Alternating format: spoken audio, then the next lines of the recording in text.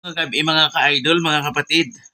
Sumabog na naman ang aton nga bulkan Kanlaon sa takna nga alas 8:05 sang inila nga kagabihon.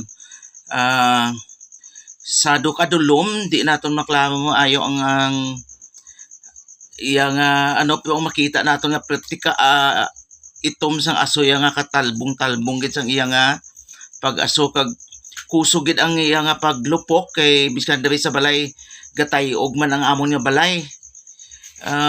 Halong-halong na lang labi na gid sa mga taga-Pula, Minabuntod, Mananawin, Alabasi, Pantaw.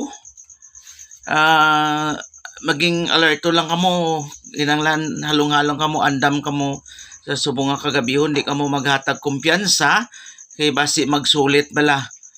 Medyo kusog gid bala kay daw nakibot gani kami nga ari lang dis balay kay nagtayo og man ang balay sa kakusugon niya gani.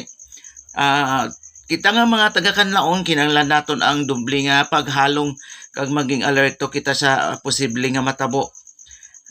Amo lang na anay kay mamanilag patas ang lakat sang aton nga panahon. Magandang gabi po sa ating lahat.